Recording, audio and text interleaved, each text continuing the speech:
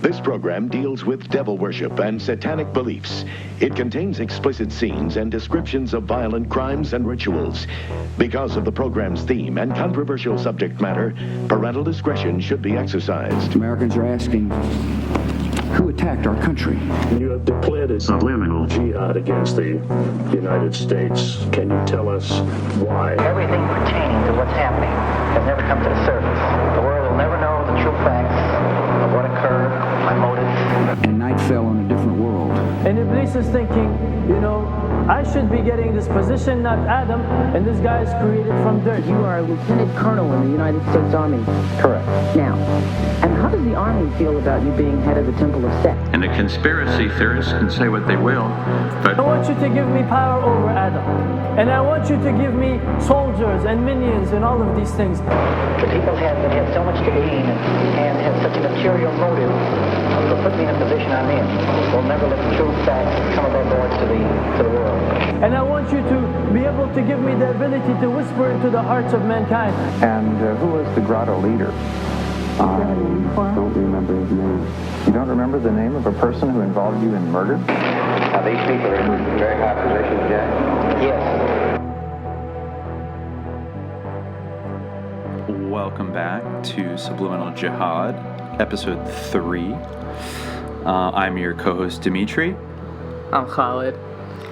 And today, in a spirit of maybe staying a little bit topical as smoke and flames engulf in every region of the San Francisco Bay Area that I grew up in, I thought it might be apropos to talk about one of the more mysterious and strange figures that came out of San Francisco, which won't touch overtly too much on our little dive into the world of Kamala last week, but we'll dive into an even deeper world of military psyops, Satanism, child abuse, neo-Nazism, esoteric Hitlerism, and so on. And so the warning at the beginning of the show has never been more apposite.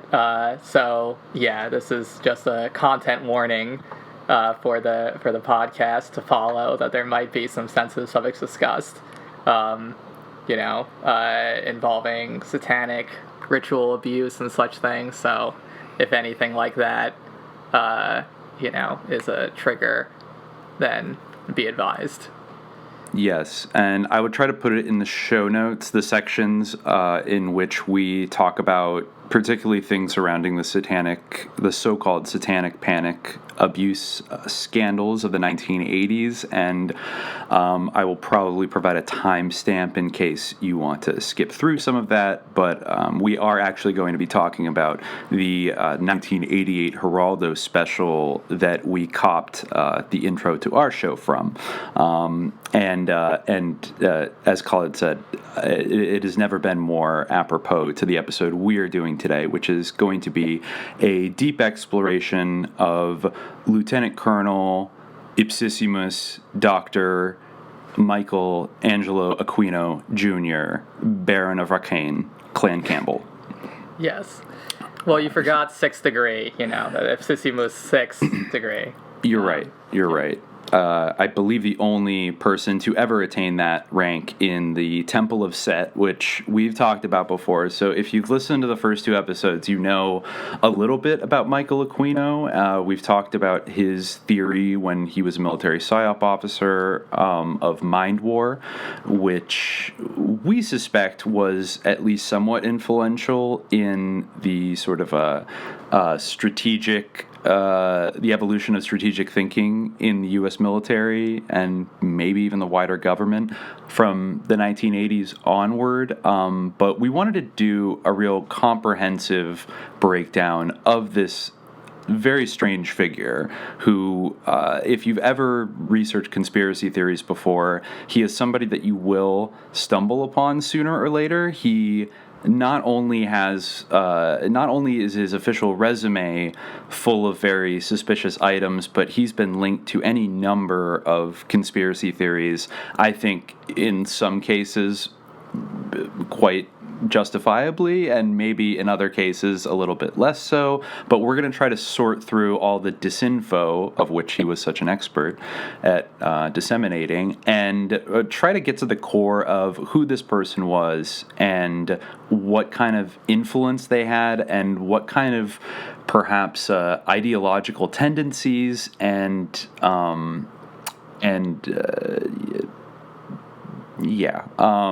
Also, it also maybe bears mentioning that he's an important figure in our own friendship. Because early on.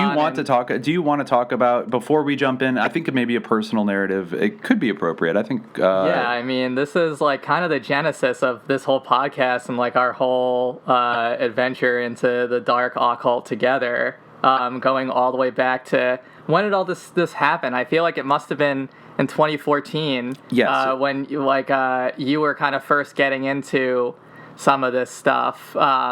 Or start getting into it really seriously. It was kind of after you had gone down the rabbit hole of, who was it, like Brock Pierce and all that stuff. And Mark Collins Rector and Chad Shackley and the Den Network, which we will definitely do an episode on later. That was sort of an initiatory conspiracy dive for myself that kind of radicalized me and disturbed me to my core. And it had specifically to do with Brock Pierce's involvement in the Bitcoin Foundation and various cryptocurrency outfits.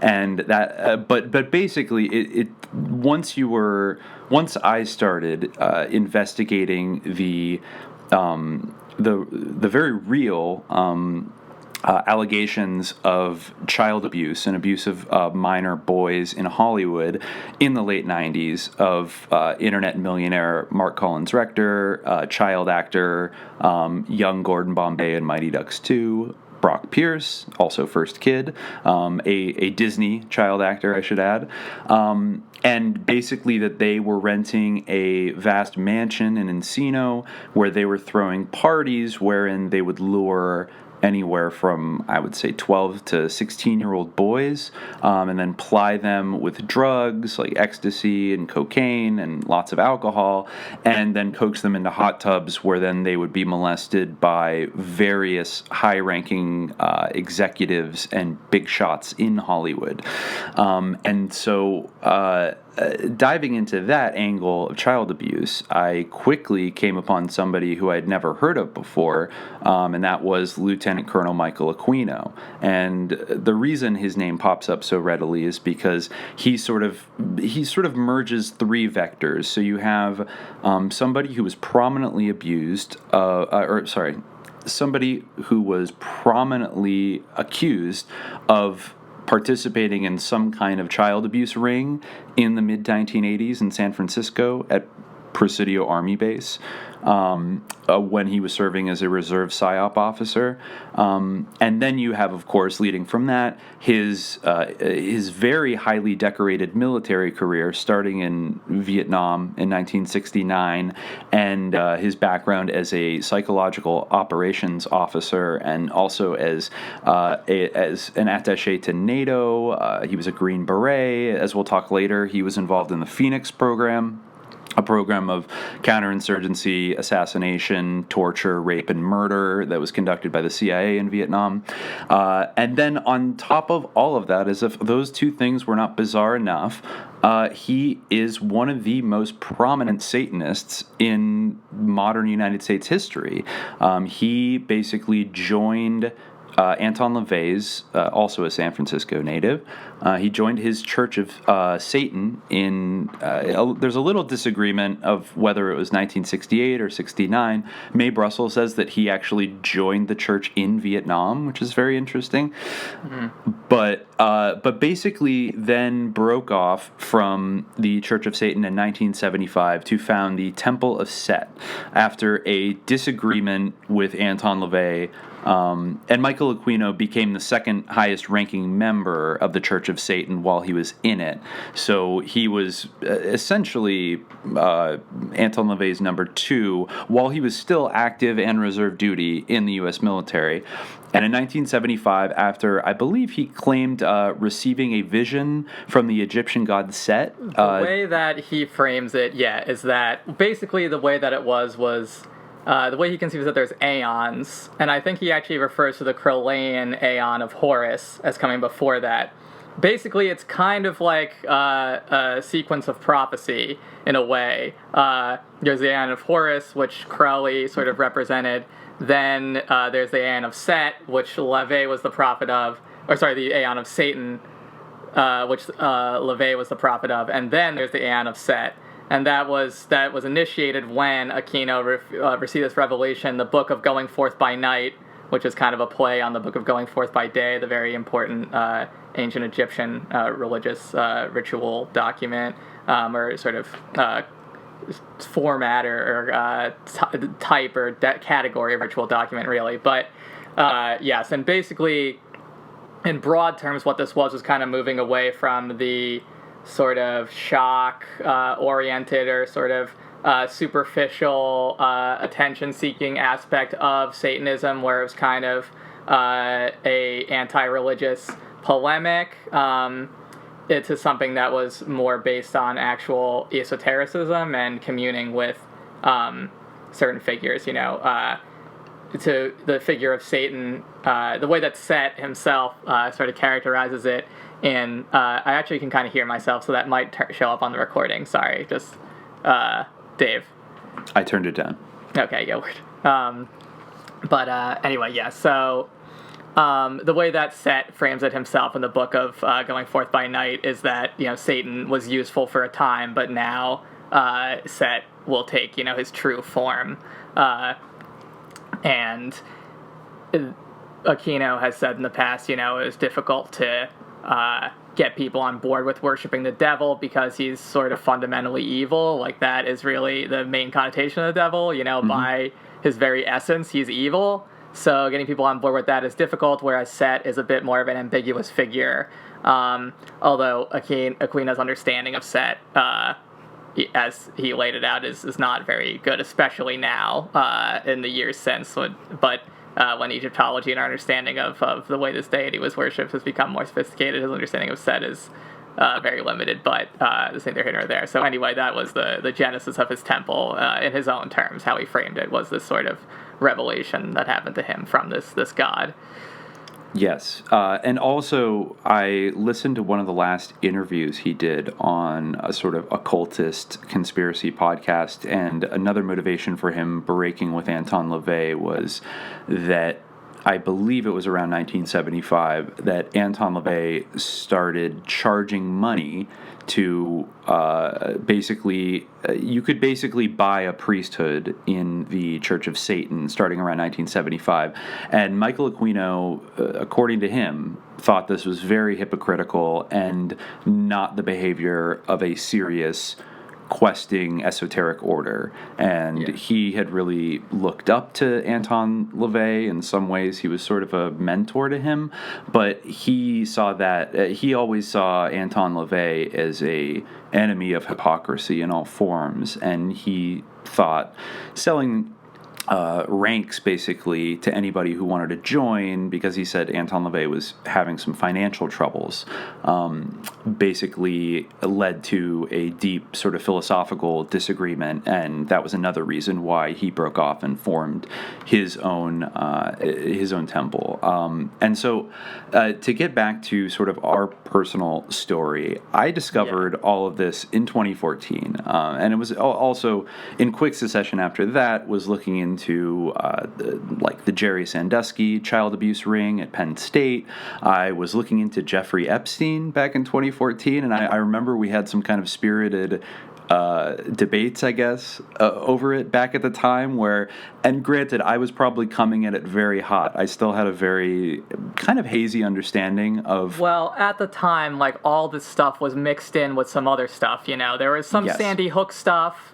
there was, there was entertainment of a bunch of different things, and there were certain blind spots around maybe certain individuals, like maybe a certain Donald Trump was his complicity in some of the Epstein stuff was sort of looked away from, where other, this was even before Donald Trump ran for president, so it was I'm talking he kind of wasn't, I think it was his name popped up, but it kind of was just like, oh, whatever. It seemed much more relevant at the time that he was so tight with Bill Clinton, and it did seem apparent back then that there was probably an 80% chance that Hillary Clinton would be the next president, and then you see people like Larry Summers and various Silicon Valley heads, and even people like Stephen Hawking going down to Epstein's Island, and all of these celebrities, and it really can, even to, I think, as millions more people have experienced since the Epstein thing blew up, it can really make your head spin, but especially back then when it was such a marginal thing, and you're right, it was mixed in with all kinds of stuff. Sometimes it was mixed in with UFO conspiracies. Sometimes it was, I would say often, mixed into kind of various sort of disinfo right-wing takes on conspiracies that people like Alex Jones were pushing. Though curiously, he never kind of dove too deep into any of this stuff. He always kind of kept it at arm's length. Though he'll say vaguely that they're all satanic pedophiles, but he won't talk about these actual cases that happened where elites were, abusing children, which is fascinating. But anyways, at the time, I think I showed you Michael Aquino, and I said, to the depth of my core, my God, man, like, look at this guy. Look at him. Look at his pointy eyebrows and his widow's peak. He's completely goofy looking with his Dr. Spock haircut and his all black and his satanic pendant and his army uniform with a chest full of medals, and his involvement in the Phoenix program, and this, and also going off.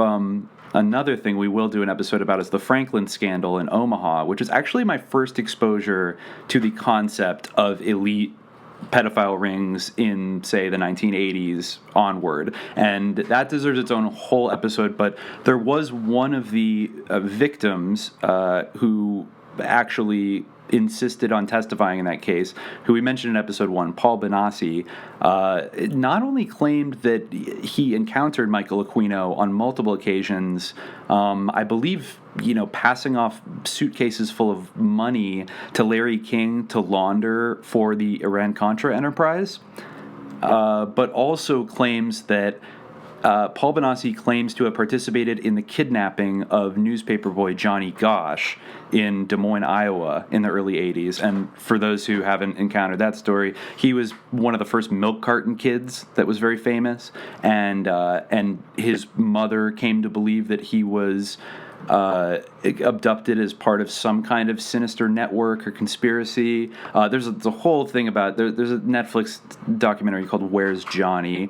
I can't remember if it mentions Aquino, but Paul Benassi said that I believe that him and the guy that kidnapped Johnny ended up taking him and passing him off to somebody known as the Colonel, I believe in Colorado. And I think he later identified that colonel as Lieutenant Colonel Michael Aquino, who was actually, he was usually stationed at the Presidio base in San Francisco, but he did have some assignments in St. Louis, Missouri, and in Wright-Patterson Air Force Base in Ohio in the early 1980s. So he was kind of in and out of the Midwest. But based on everything I had read or seen from the Franklin Scandal, which is immortalized in a banned Discovery Channel documentary from 1994 called Conspiracy of Silence, that was almost like a Rosetta Stone for me. Like, I believe this story, and so I'm going to compare the subsequent stories I discover to this one. And the Presidio one seemed to sort of check all the boxes, and even had some of the same, at least one of the same personalities allegedly involved in it. And so I think when I came to you with Michael Aquino, I said, like, look at this guy. Like, he's got to be evil. And I think you were, correct me if I'm wrong, a little bit skeptical, right?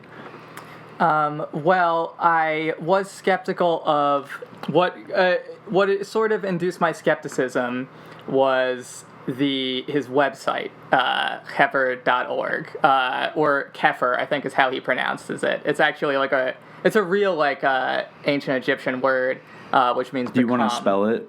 Yeah, it's XEPER.org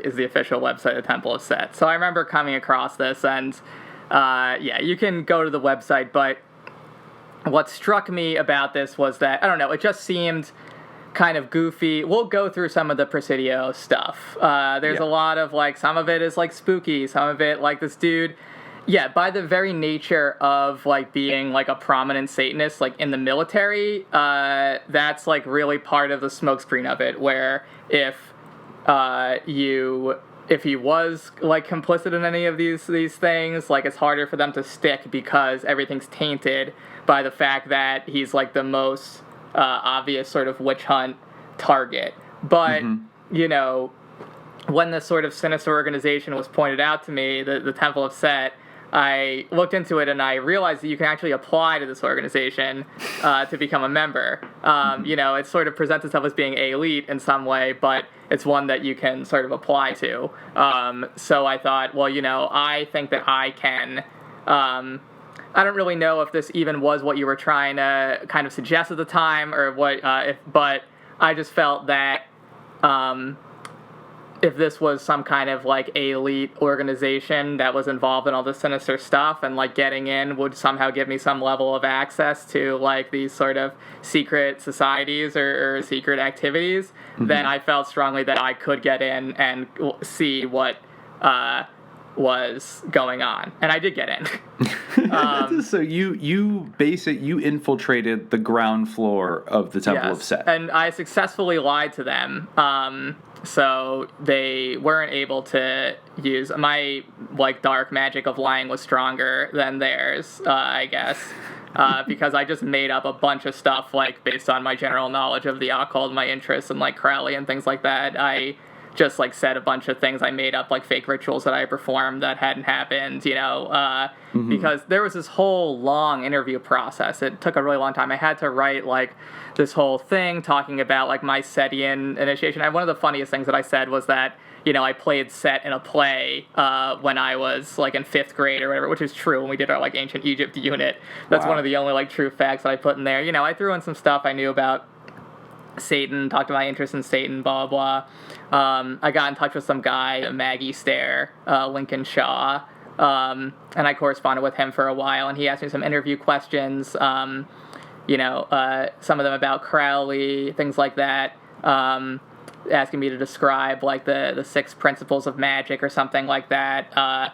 or a step-by-step project of changing the world through will. It was very strange, and I remember him, we eventually did a phone interview, and he was very odd, he kind of, I remember his voice as being kind of that voice, much Aquino's voice, that's sort of unusual, yes. But,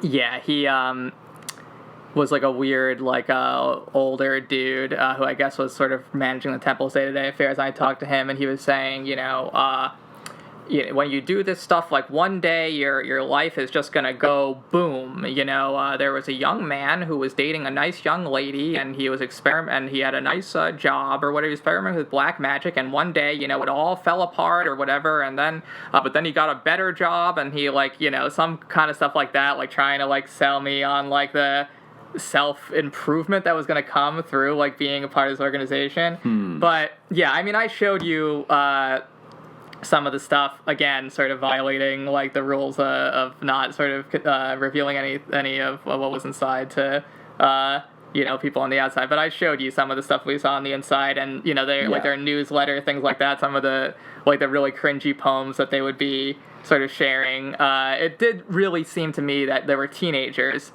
in the Temple of Set, that there were 16-year-olds writing poems about in the darkness, I saw the figure of Set, he walked across the room, I said, I accept darkness, Set smiled, or whatever, just yeah, I saw some of the literature, and the forms were so embarrassed, they were just people talking about doing rituals to summon anime characters, things like that, so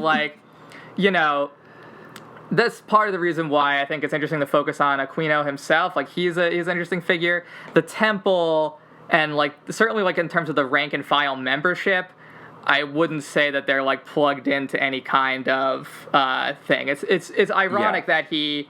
And part of the reason why I didn't stay in to just ride it out was, well, on one hand, you do have to do like a little bit of work to progress. You have to like correspond with a level 2. An adept, I believe, is the designation. And then you have to, get sort of recognized by an adept. Again, like all this sort of contradictions and this sort of self-focused, like self-initiation thing. You always, you have to be recognized by an adept. Like, of course, he's not giving you the rank. He's just recognizing that you've initiated yourself, this sort of, but anyway. Oh, yeah, the self-initiation fetish. Yeah. But, of course, you still have to. But anyway, so I didn't really want to go through the whole process of that. I did get a message from a guy who was like, hey, I'd like to meet with you sometime to discuss black magic. I don't remember if I ever wrote back to him, but anyway, yeah, my 2-year mutual evaluation period with them ran out, and I also didn't want to send them, like, money, because they were trying to, like, charge, like, that's the thing, like, it's interesting that he was upset about people buying priests. You can't buy a priest in Temple of Set, but you certainly have to pay dues to maintain like, their server, where Aquino hosts like all of his documents and his mom's poetry and stuff like that, so. Oh, we'll talk about his mom. We will. Yeah. Actually, no. So you never went to any Setian gatherings, and you never met Michael Aquino, correct? No, I thought about it. I mean, Maggie Stair Shaw, who I spoke with, he was like, well, maybe you'll get to meet Aquino during the if you come to a conclave. And I was like, maybe? Like, maybe will get to meet him? Like, I feel like I should get to meet, but...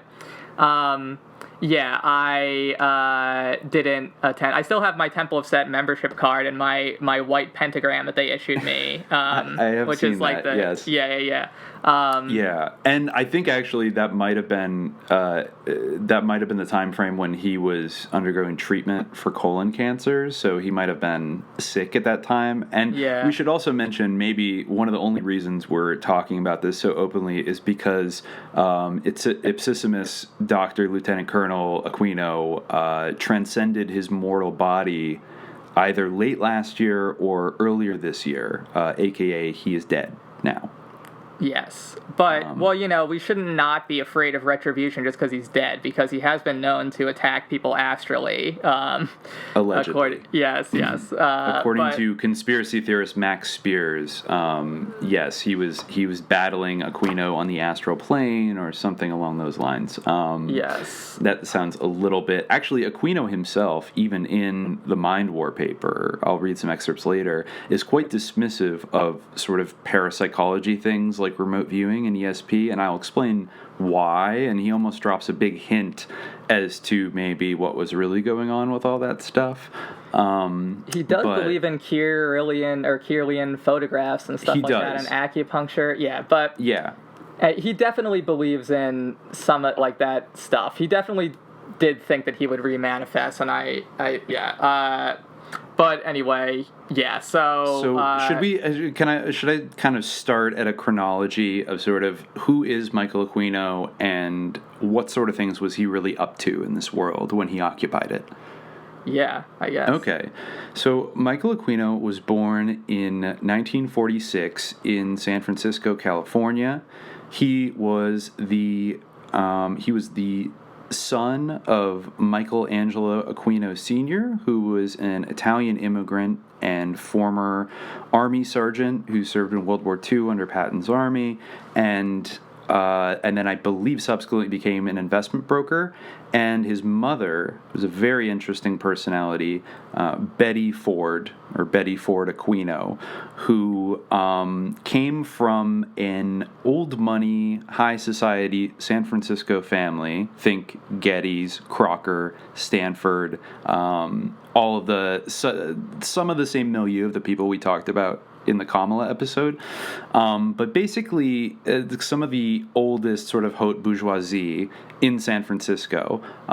Betty Ford's father, Dr. Campbell Ford, was a notable surgeon, and I have been able to find the address listing for Dr. Campbell and his wife Sophie Ford, whose lineage I've not been able to trace online yet, but he claimed on a Usenet thread years ago that she was also from a very old money, high society San Francisco family, and his grandmother taught piano lessons to the Crocker children, and the Crockers were one of the 4 big railroad families, along with Stanford, and I'm forgetting the other 2 right now, that basically parlayed their immense profits into starting a bank, the Crocker Bank, which was absorbed by Wells Fargo in the 80s.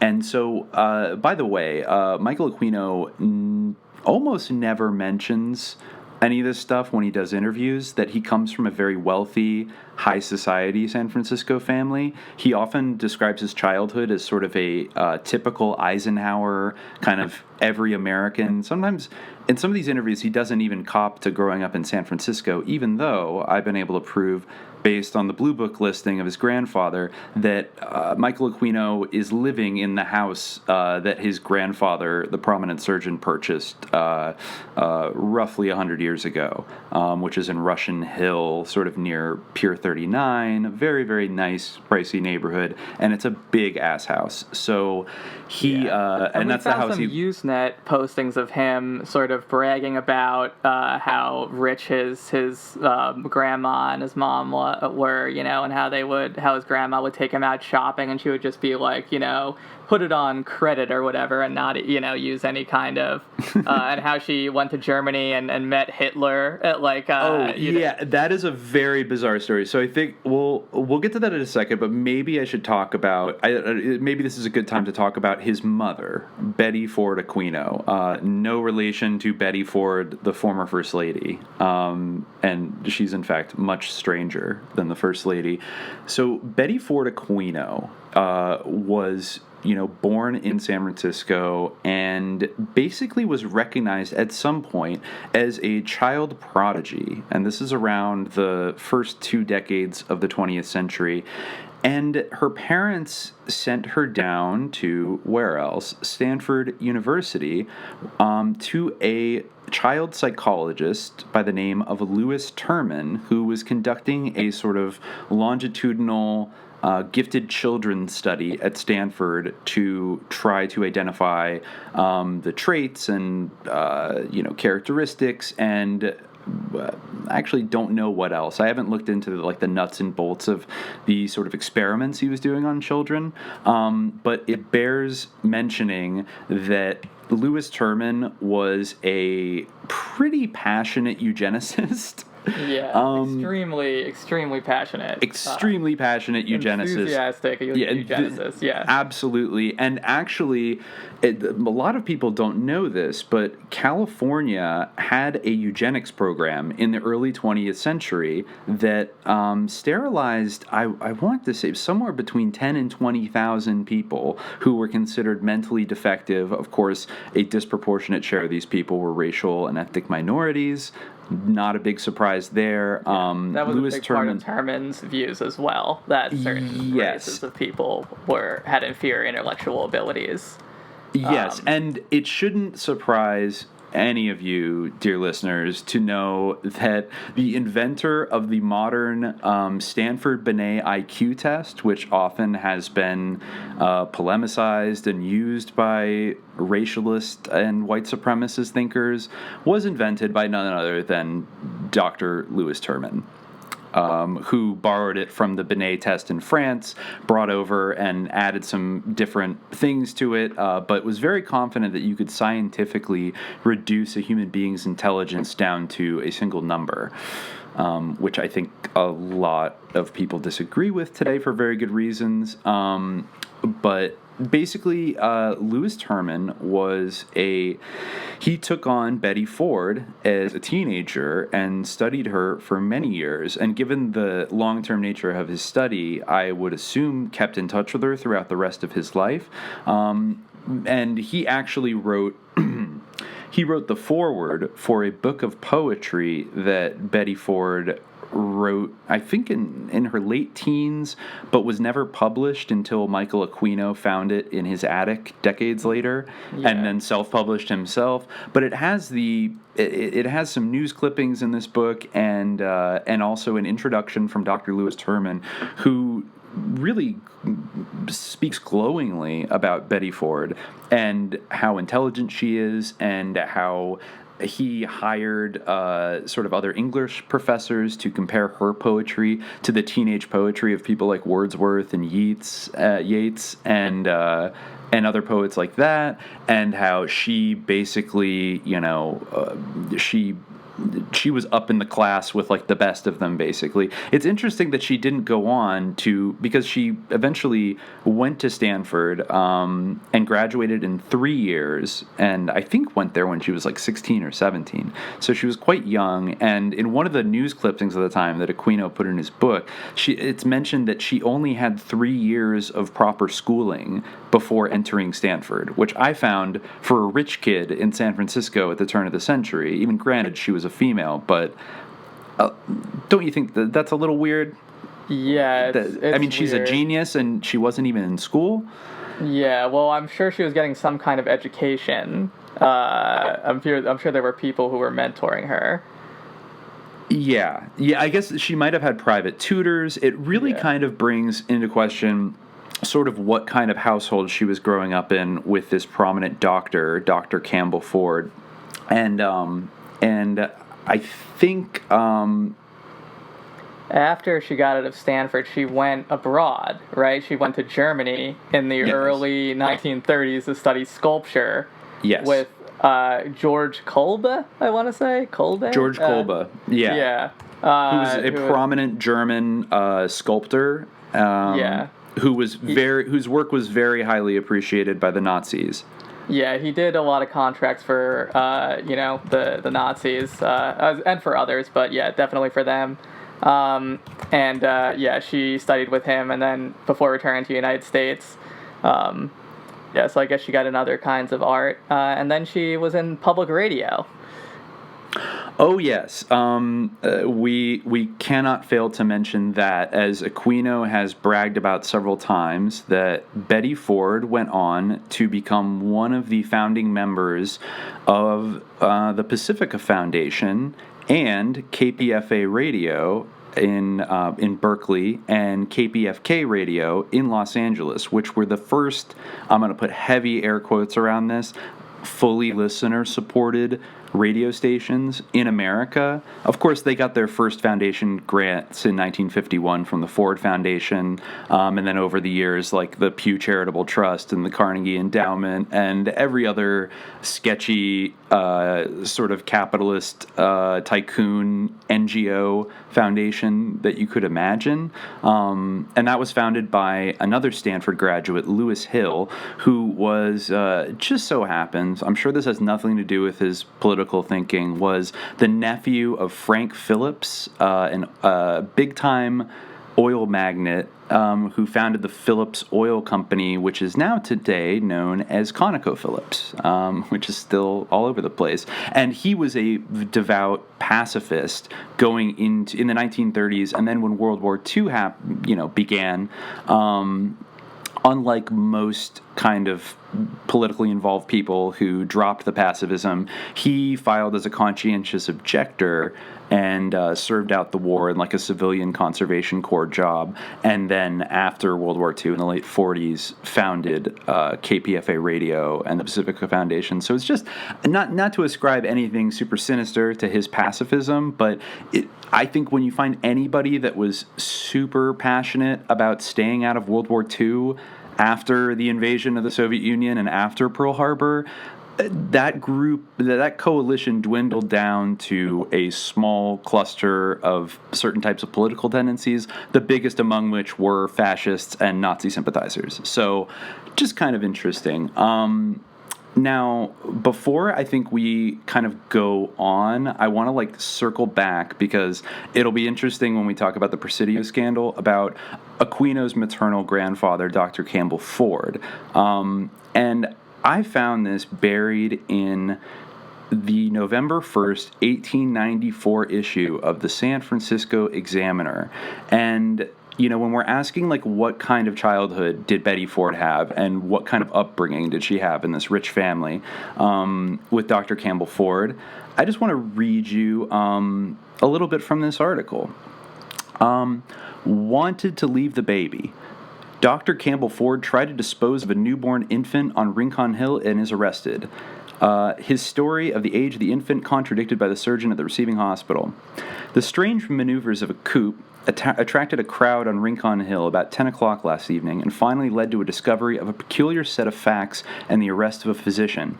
The coupe contained a good-looking, full-bearded man, which held in his arms a tiny bundle from which, at intervals, came a plaintive cry that could be distinctly heard by the curious crowd. Someone took the trouble to notify policeman Meriton, who took the coupe to police headquarters and turned its occupant over to Captain Douglas.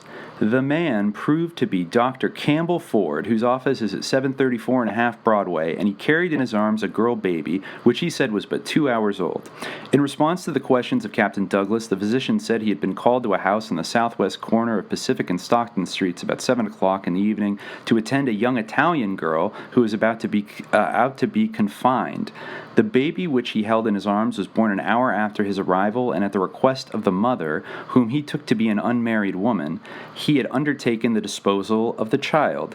He called a coupe and was driven to Sister Julia's sheltering arms on Harrison Street, but she refused to take the infant. From there he was driven to several places on Rincon Hill, trying to find someone who would take the child, but was taken in charge by the policeman before he had accomplished his object.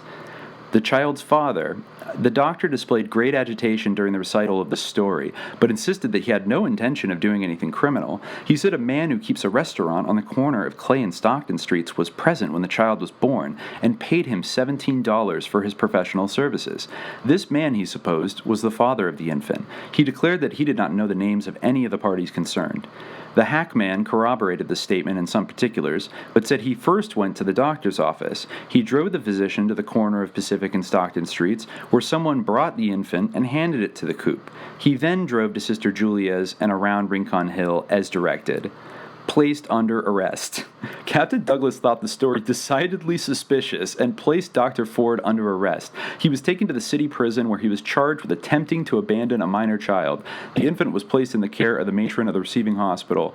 It is a large, healthy-looking child with black hair and a decidedly Italian cast of countenance. Assistant Police Surgeon Barry said the infant was at least 15 hours old, but it was more probable that it had first seen the light 24 hours before it was taken to the hospital. About 7:30 in the evening, someone called up the receiving hospital by telephone and asked if that was the place to take deserted babies. The answer given was that the hospital was not a foundling asylum. Captain Douglas has ordered a full investigation of the case. So, Michael Aquino's grandfather got arrested for stealing a baby in 1894. Yeah, I wish that we could find out, like, whatever became of that, or what happened with the child, I assume that he was let off. Yes. But I wonder, yeah, I mean, it's very hard to say, like, what actually occurred in that situation. It's very weird that Michael Aquino would be accused of something so chillingly similar 90 years later, and it's just a weird thing. Yeah, it's like a Lovecraftian, like, generational Satanist type story, unfolding or sort of knocking down the door there. Yeah, exactly.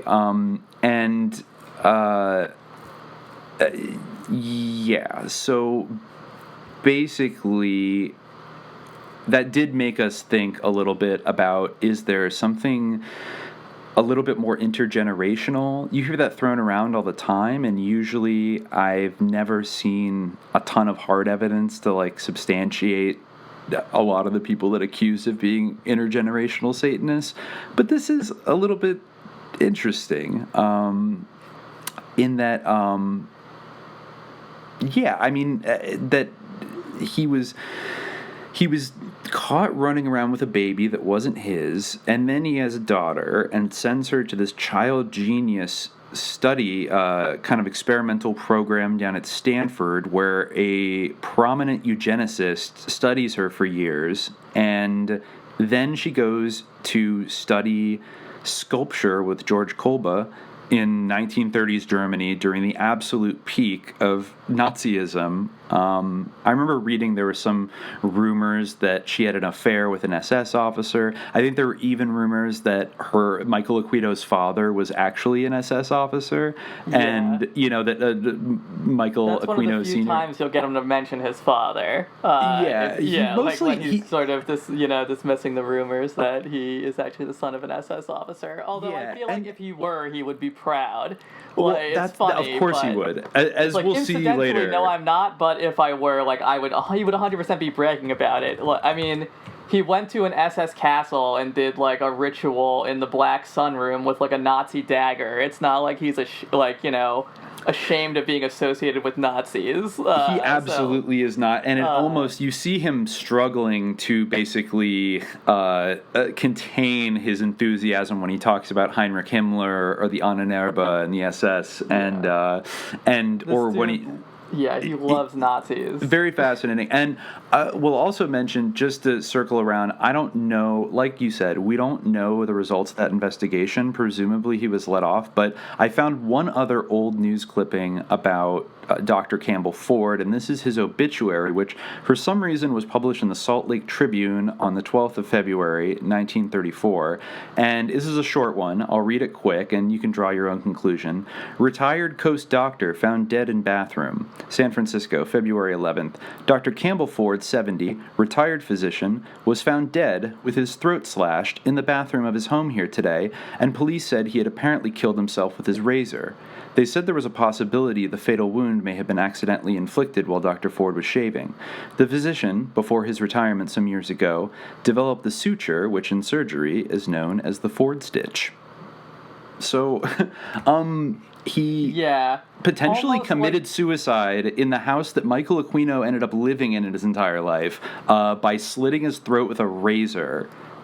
That's a very interesting obituary because, almost the irony of it, the fact that it mentions that he came up with this unique type of stitch and he was killed by, a severed vein or, a sliced artery, there's, an irony to it. It's almost seems like some kind of thing that would happen in, a horror movie or a demonic possession horror movie type of thing, like the dramatic irony or the satanic irony of it. But it's weird that the police said that there was a possibility that it was accidentally inflicted, because what's the alternative? That he did it on purpose, he committed suicide, by slitting his own throat?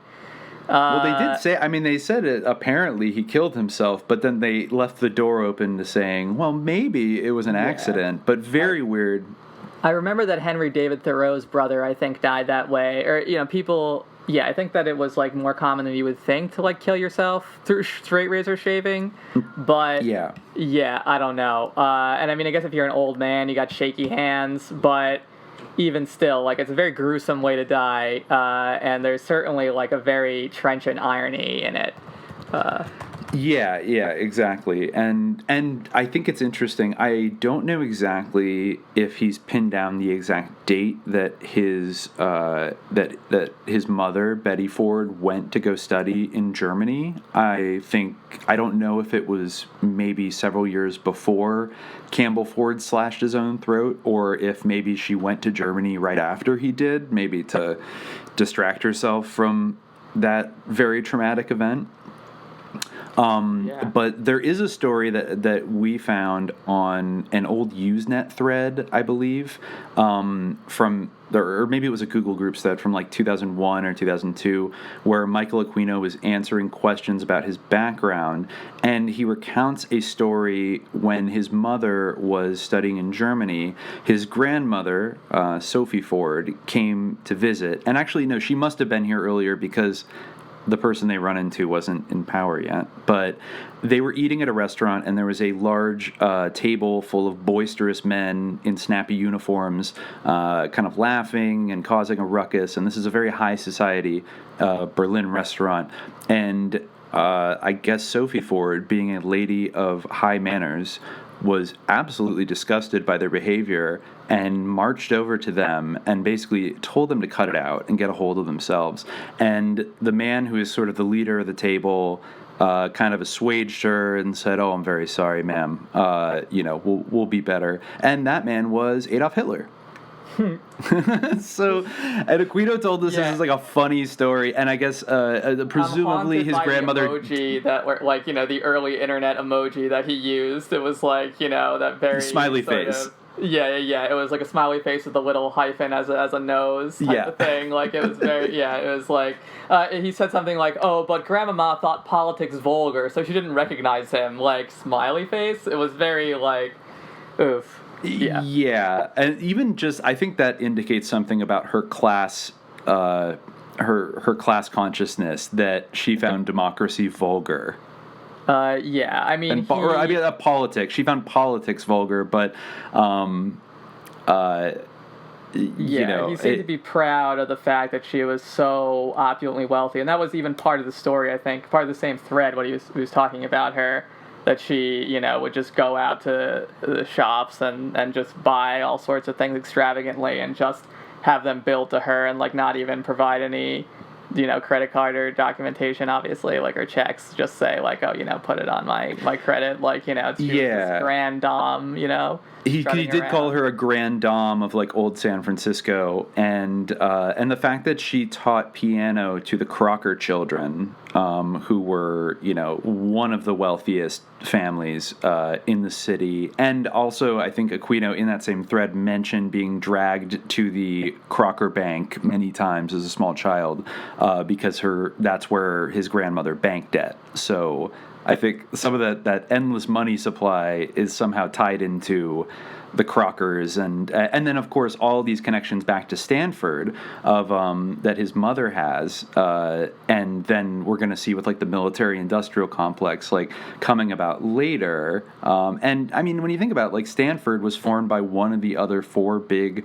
railroad tycoons of California, Leland Stanford, and this guy was no flower child. Let's say he was like a ruthless robber baron, and then if you look at like the people that started Stanford University, you not only had Lewis Terman, who was a prominent eugenicist, but the first, I believe, the founding president and chancellor of Stanford University was a man named David Starr Jordan, and he was a huge backer. He and Terman were both huge backers of something called the Human Betterment Foundation, which was a eugenics organization established in Pasadena, California in 1928 by E.S. Gosney. And basically, according to Wikipedia, it primarily served to compile and distribute information about compulsory sterilization legislation in the United States for the purpose of eugenics. And so that, and if you read, their pamphlets, they're incredibly racist and incredibly spooky. And I was going to mention earlier that the Nazis became aware of the California eugenics program in the 1920s and 30s and actually studied it and built their eugenics program. In a way, it was sort of modeled off of the California experience. And of course, the Nazis sterilized, I think, somewhere around 400,000 people, even before World War II, or euthanized them outright. But basically, like much like how Manifest Destiny was sort of an inspiration to Hitler for his Lebensraum policy. And even like, white supremacy, the idea of the Übermensch and the Untermenschen, he sort of looked at the America, and particularly the American West, as a kind of laboratory to, build this new order that he wanted to build. So you can see that the Michael Aquino's family, just, they're they're very close to the action, much more than he has kind of ever let on. That, I mean, he has some of this information comes from him directly, but he always kind of downplays the. You'd think somebody that is as kind of smart and reads as much as he does and is kind of a quirky intellectual character would sort of bring these things up even as trivia, as like for example, I'm putting a pin now, so y'all got to stay tuned. But it's a little funny to think that Louis Terman, his son, Frederick Terman, who became an engineering professor at Stanford University, is generally regarded as one of the two founding fathers of Silicon Valley. And like I said, we're going to put a pin on that for now. We'll come back to it. But that is very few degrees of separation from some of the most important players in the whole Stanford Bay Area military industrial intelligence eugenics complex. Yes.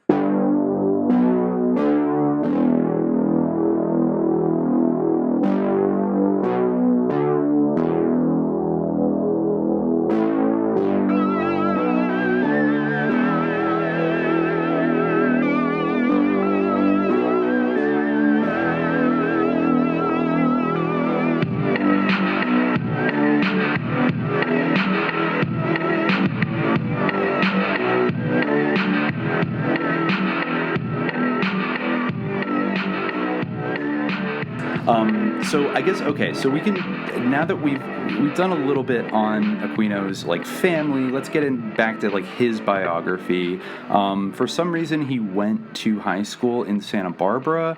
The family might have had like a second home down there, but then he ended up getting a scholarship to UC Santa Barbara and joined the ROTC program there.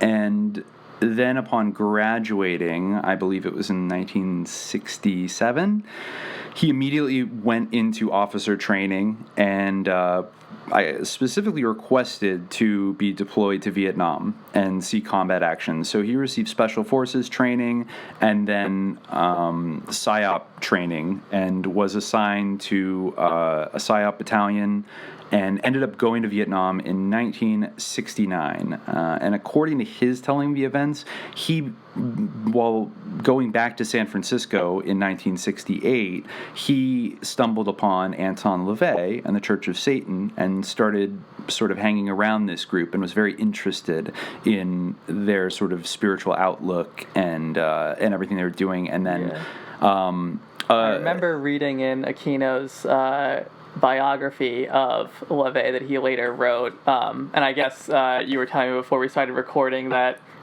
he would send, because that was after their falling out, and he would send drafts of it to LaVey and his wife, and they just wouldn't answer him. But in that biography of LaVey, he talks about, he recounts meeting him for the first time. As he tells it, it was at the premiere of Rosemary's Baby.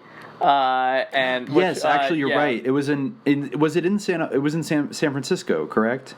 I don't remember if it was, though it makes sense if it was, but yeah, LaVey had been a consultant on that movie, which I really think we should do, at some point we should do an episode about some of these movies, because there's all sorts of interesting things going on. But anyway. Yes. And that's another. And Anton LaVey was an advisor to Roman Polanski.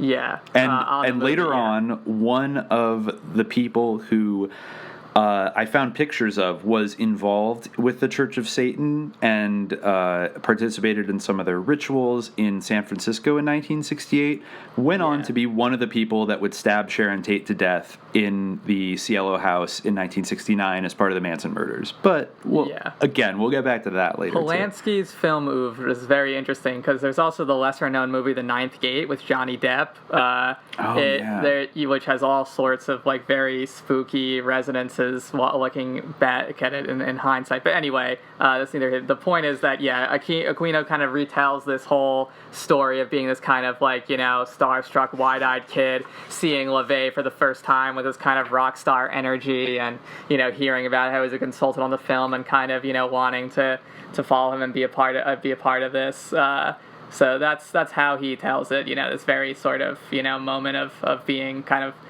stricken by this figure sort of coming out of his his black limo or something like that. I really think is kind of, that's the image that I have in my mind. I think that's kind of what he conveyed in the story.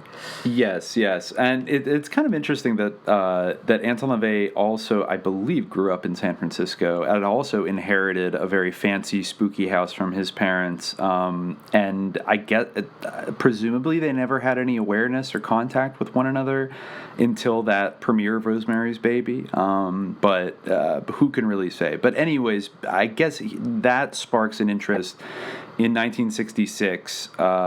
And he either joins, according to Mae Brussel, Michael Aquino officially joined the Church of Satan while he was in Vietnam on a combat tour in 1969, which would be kind of interesting because I could understand in San Francisco, you just go down to the Church of Satan and join them. That's easy. But who were the pre-existing Church of Satan members in Vietnam that, did he write them a letter and send them like a membership check? Like, how exactly did that work where he decided while he was in country in Vietnam to become a Satanist, basically, an official Satanist? I mean, this dude took it more seriously. He was more into this probably than Anton LaVey himself. Yeah. So he was really, really into it. He's probably the person, as you said, in American history, like, he may not just be the most prominent Satanist or one of the most prominent Satanists, but he's like probably, I think you can confidently say, the person who was most in to Satanism, very devoted to the idea, or this sort of dark esotericism, eventually kind of evolved into Satanism, which isn't really, Satanism is fundamentally satanic by his own description, but anyway, his conception of Satanism. But so it's very spooky when you think about what Aquino was up to in Vietnam, like what he was thinking about. It's interesting because, the Church of Satan is all about, these very spectacular kind of subversions of Christian ritual, the crazy stuff like Zena LaVey's famous satanic baptism, like all these sort of provocative acts. And, what he was really into was the psychological operations. So he was, from the very beginning, he was obsessed with psychological operations and PSYOP. So I'm going to cite a few quotes from his, what he calls his automobiography called Ghost Rides, which was published self-published several years ago. The automo thing is because it's all about how he loves cars, like automobile, automobiography. Yeah, like yes, and for an ostensibly middle-class posturing Eisenhower kid, he definitely had a very exotic taste in like muscly sports cars and Ferraris and Lamborghinis and Shelby Cobras and stuff that don't seem to conform with what would have been his modest salary as a military officer. So he probably had some family money kicking around to blow on big beefy cars. But anyways, so this is from chapter 2, and he begins by saying, Richard Nixon sent me on an all-expenses-paid vacation in Indochina from June 69 to June 1970. For about half that time, parentheses, we won't discuss the other half, I was assigned as an HA Command and Control team leader of the 6th Psychological Operations Battalion, proponency for 3 Corps Tactical Zone, the quarter of South Vietnam including Saigon, of the 4th PSYOP Group, proponency for the entire country. As HA1, I supervised several HE, Civic Information, and HB, combat propaganda teams working with the American and South Vietnamese units throughout 3CTZ, as well as elements of MACV-SOG, MACV-SOG, regional and popular forces, civil operations, and rural development support. CORDS, he says, the agency, capital A, the CIA, since it was not supposed to be there under its own name. American and South Vietnamese Special Forces, and anything where else the 6th, 4th, 2nd Field Force G5, or the great old ones that Joint United Public Affairs Office of the Department of State in Saigon might dream up. Basically, that's a very jargon-laden description of the units he was involved in, but we want to talk about, so he mentioned there that the other half of his deployment, the second half of his deployment, he is just basically not going to discuss. And he's been haunted by rumors and questions for years as to the level of his involvement in the Phoenix program, which, as I mentioned, was a vast counterinsurgency, assassination, torture, snitch, rape, murder program. Really perfect for a Satanist, if you think about it, that was meant to target the Viet Cong support networks and their supposed sympathizers all over mostly South Vietnam, but also into Laos and Cambodia.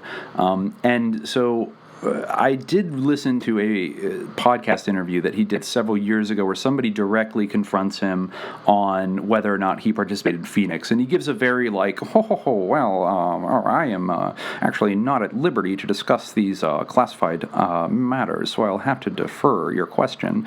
But he said something along the lines of basically, yeah, but I'm not going to talk about it.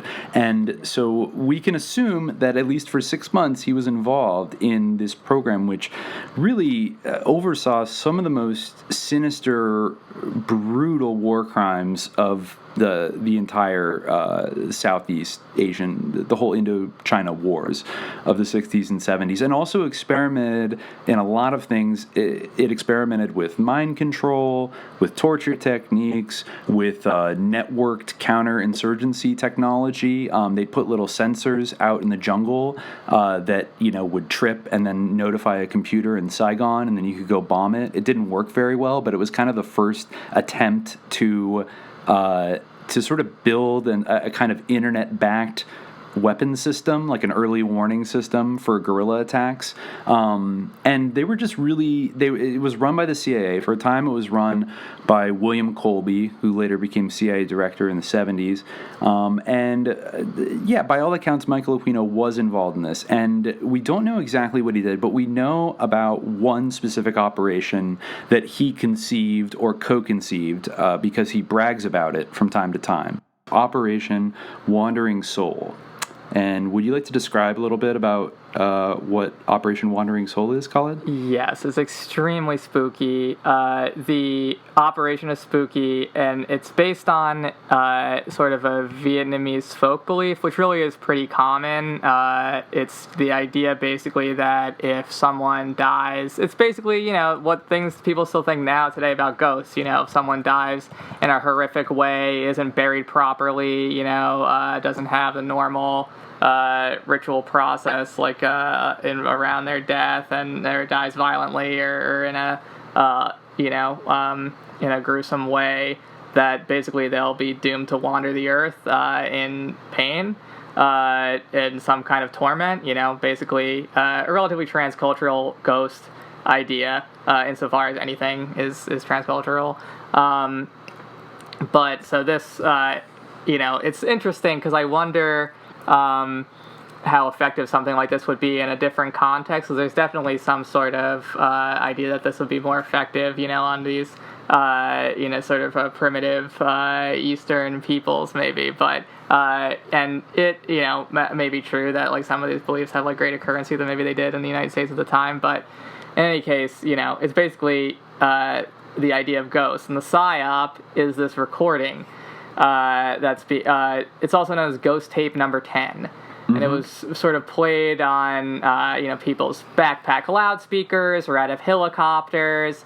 And it's basically, basically, the way Aquino described it in one of his interviews a few years ago is that they would attach these incredibly powerful loudspeakers to a helicopter, and then they would fly over jungle positions where they thought the VC were hiding during either monsoons or thunderstorms, and then they would fly up high enough so that the sound of the rotor blades wouldn't be noticed, and then they would aim the speakers downward, and they would play this tape they had developed, which was ostensibly a dead Viet Cong comrade being tortured by demons in the afterlife, and imploring his comrades to give up their fight and go home to their families. So we're going to play a little bit of Ghost Tape number 10 right now, and you can get a little taste of Michael Aquino's early PSYOP work. So here we go.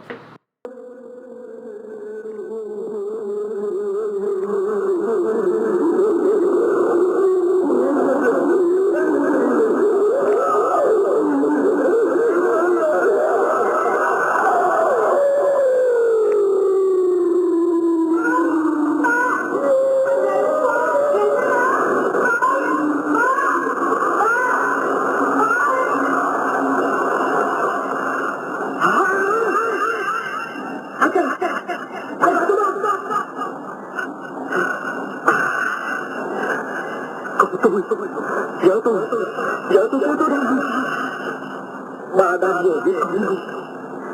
Tôi đã về với mình đây. Nhưng tôi còn đâu mảnh hàng nữa. Tôi đã chết rồi mà con đây ở. Tôi hẳn không biết chừng nào. Các bạn của tôi trở về để nói cho các bạn biết rằng tôi đã chết.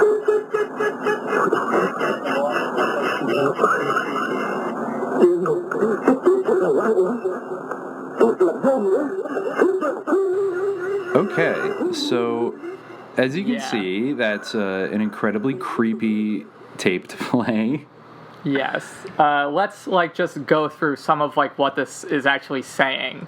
Sure. This dude is first there's sort of the voice of a little girl kind of saying Daddy, Daddy, come home with me, come home, Daddy, Daddy. And there's sort of this ghost father, who can see his family, but he's invisible. And he says, who is that? Who is calling me? My daughter? My wife? Your father is back home with you. My daughter. Your husband is back home with you. My wife. My body is gone. I am dead, my family. Tragic. How tragic. My friends, I come back to let you know that I am dead. I am dead. I am in hell. Just hell. It was a senseless death. How senseless. How senseless. When I realized the truth, it was too late. Too late. Friends, while you are still alive, there is still a chance you can be reunited with your loved ones. Do you hear what I say? Go home, friends. Hurry, if not, you will end up like me. Go home, my friends, before it is too late. Go home, friends. So, yeah. Basically, according to the soldiers who actually be playing this stuff, the response was, the idea, as you can kind of see from the text, is that, or the dialogue, is that, the idea is that they would go home, that they would give up, but the response that they actually got is that people would shoot at them. Assuming that they were able to hear the helicopter it was being played from or identify the source of it, they generally would just attack it.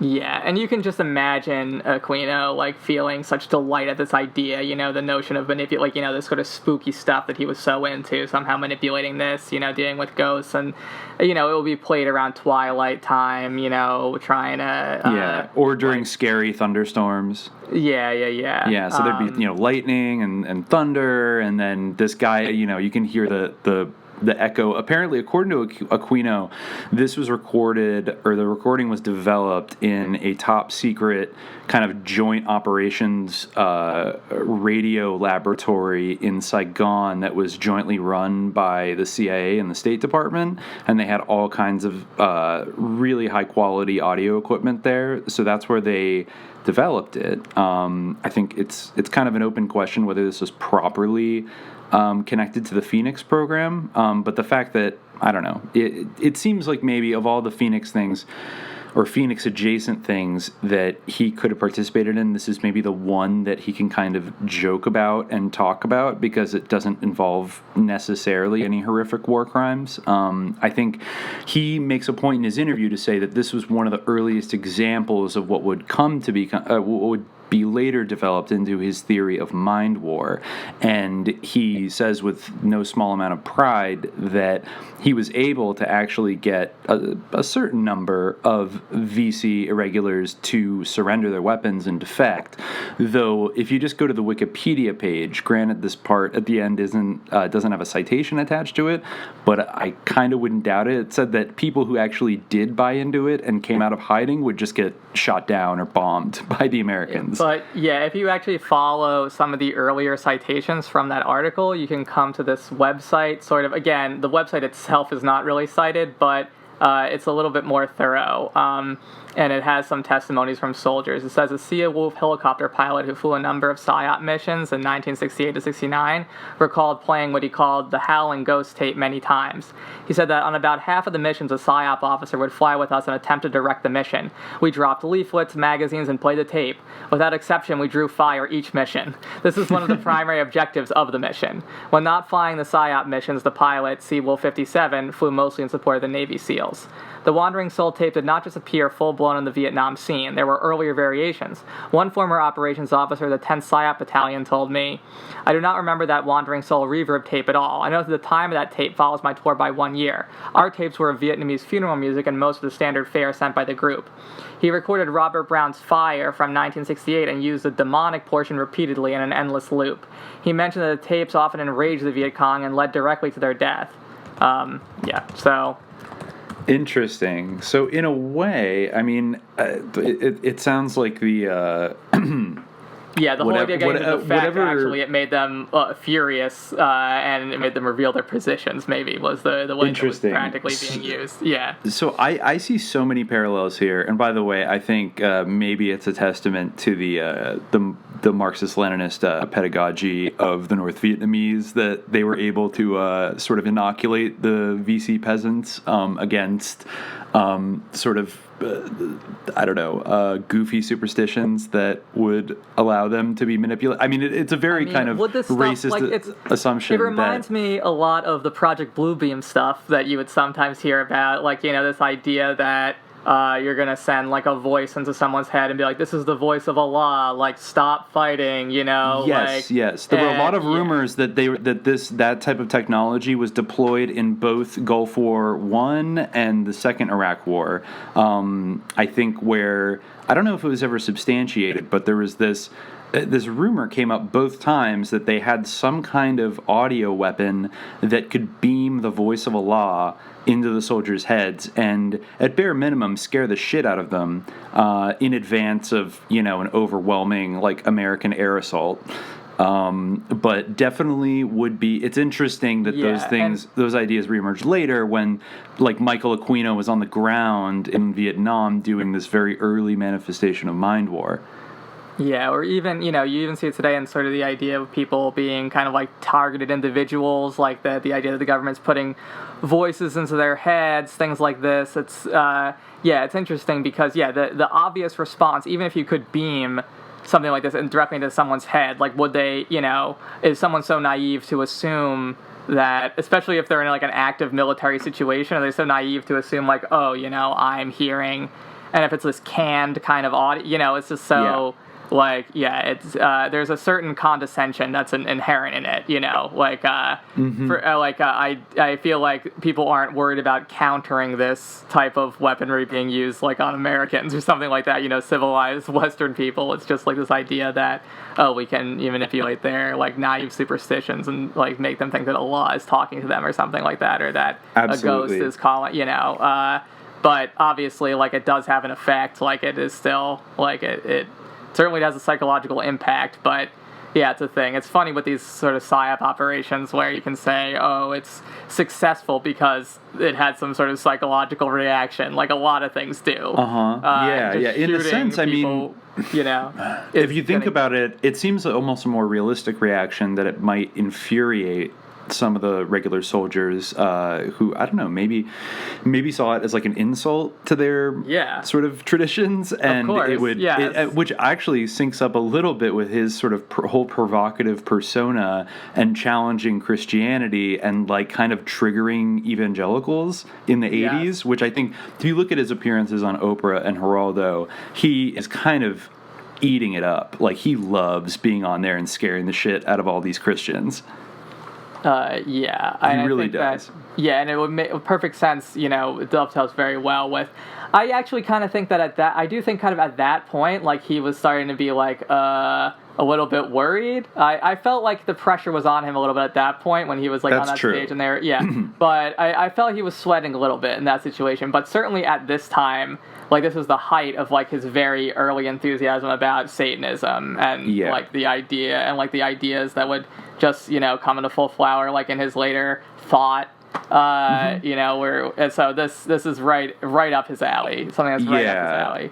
And the last thing I would bring up about Operation Wandering Souls is that I kind of saw it as a potentially instructive example of how domestic psyops inside of the United States, and specifically coming out of California in the late 60s and 70s, would sort of come to function basically by using cutting edge, or you could say occulted technology that the public was generally not aware of. And this could include radio waves, radar, LSD, techniques of group encounter therapy like EST, and certain cult techniques, and even elements of Maoist pedagogy and group organization that like MIT and Stanford were studying, in addition to electronic surveillance and networked intelligence databases, both private and public, like ARPANET being a huge example, that would basically mimic supernatural forces and prey upon existing superstitions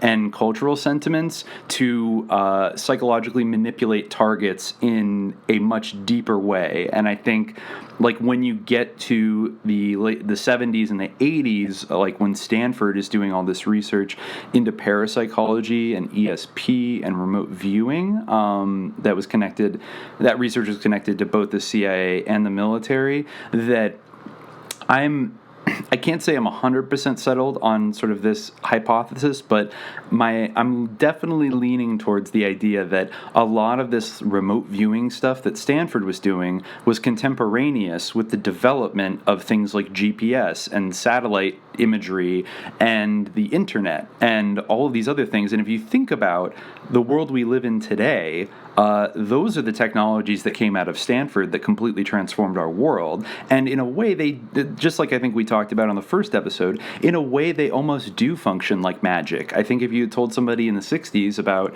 everything our phones and GPS and satellites can do today, it would sound almost sound quote unquote magical. So, but then, you know, putting the smoke screen of like woo-woo over it, and whether it's Aquino's kind of black magic or it's more new agey hippie kind of a ESP, or all manner of things like that. You could, because one thing a lot of people don't know is that the Soviet Union was also intensely interested in, well, both military communications technology and certain aspects of parapsychology. And they were doing their own experiments with like telepathy and ESP and remote viewing. And I have to imagine that at least some of that was because they knew that people in California were doing it. And in fact, there were exchanges during the détente era between the Esalen Institute and certain Soviet scientists who shared notes, basically. So the question, I think, is I can't quite answer it fully right now, but I think we'll talk about it, you know, down the road, is like, to what extent was even the whole research of like you know, ESP, remote viewing, and telekinesis, and all these things, to what extent was that a psyop to sort of misdirect or confuse the Soviets while we were building what would become the internet?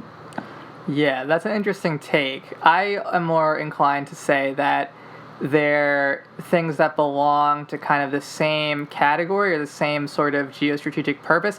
Or it kind of reminds me of, you know, if you think about it from the point of view of occult organizations, I'm reminded of like something that Aquino's wife, Lilith, said on her discussion of her order within the Temple of Set, the Order of the Vampire with a Y, where she, you know, kind of talking about how, you know, real vampires don't drink blood, you know, real vampires don't do this stuff, you know, like this is not part of the sort of vampire craze that was happening, like whatever, when she wrote this, like in the 80s or 90s.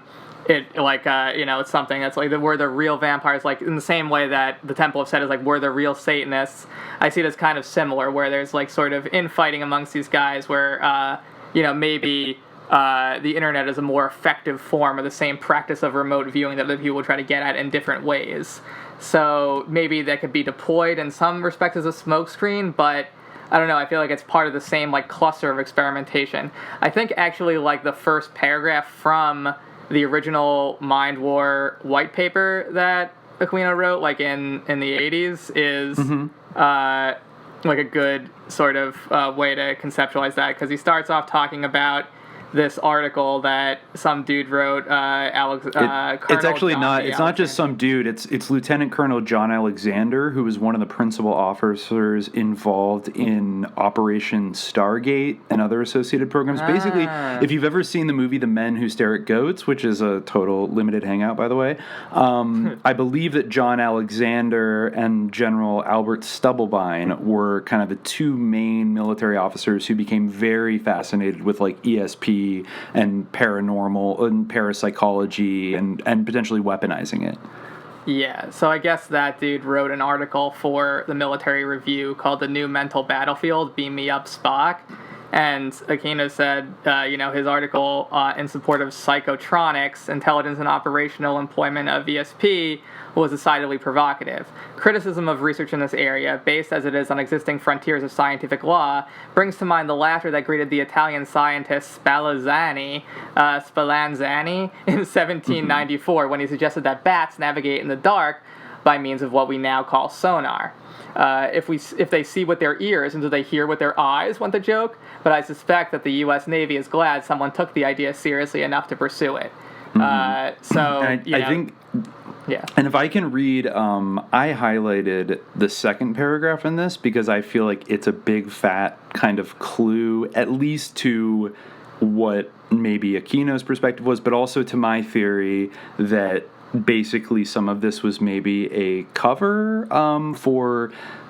I'll just read it. Here we go. So he goes on to say, psychotronic research is in its infancy, but the U.S. Army already possesses operational weapon systems designed to do what Lieutenant Colonel Alexander would like ESP to do, except that this weapon system uses existing communications media. It seeks to map the minds of neutral and enemy individuals and then change them in accordance with U.S. national interests. It does this on a wide scale, embracing military units, regions, nations, and blocks. In its present form, it is called Psychological Operations, or PSYOP. So, I mean, he's kind of speaking broadly about PSYOP there, but I thought in terms of specifically about satellite technology, the proto-internet, and things of that nature, and any kind of maybe classified psychotronic weapons that they have that use radio waves and frequencies to inflict their effects, rather than any kind of ESP. He's saying basically, the Army already possesses operational weapon systems designed to do what these guys want ESP to do, except that it uses existing infrastructure and like real material technology that we already have or are in the process of building. So I think that's a little, he's like showing maybe his cards a little bit there. But let's dive deeper into Mind War, because we've already covered how he founded the Temple of Set in 1975. He had a number of positions in the military, kind of bounced in and out of reserve status in the 1970s and went back to grad school, gobbled up a couple graduate degrees and maybe, I think even his PhD, which was about the neutron bomb in the late 1970s. But then in 1980, he writes this white paper called From PSYOP to Mind War, The Psychology of Victory, and it's co-written with then, I believe, Colonel Paul Vallely, who actually went on to become a very constant presence post 9/11 as a Fox News contributor, and he eventually became a general and then retired and became a sort of regular presence cheerleading for the Iraq War in the early 2000s, and perhaps was executing his own form of mind war on the American public, and I guess because he didn't have the cloud of the Presidio abuse scandal, that he was able to go to the highest ranks of the military, and I think he was either a brigadier or a major general. But anyways, they co-wrote this white paper. It's not very long, but I would say the one of his major points about it is that they lost the Vietnam War, not because, as he says, because we are outfought, but because we were out PSYOPed. Our national will to victory was attacked more effectively than we attacked that of the North Vietnamese and Viet Cong, and perception of this fact encouraged the enemy to hang on until the United States finally broke and ran for home. So our PSYOP failed. It failed not because its principles were unsound, but rather because it was outmatched by the PSYOP of the enemy. The the Army's efforts enjoyed some impressive successes, but our own PSYOP did not really change the minds of the enemy populace. Think of Operation Wandering Minds, nor did it defend the U.S. populace at home against the propaganda of the enemy. Presumably, he's referring to the anti-war movement. And he says the lesson is not to ignore our own PSYOP capability, but rather to change it and strengthen it so that it can do precisely that kind of thing to our enemy in the next war.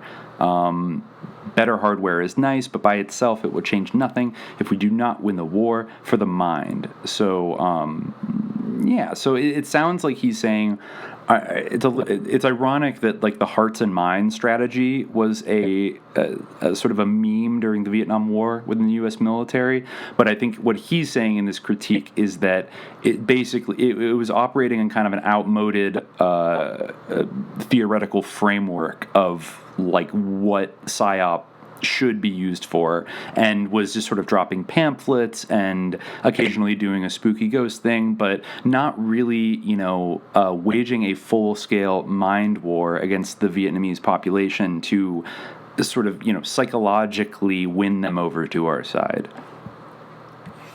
Yes.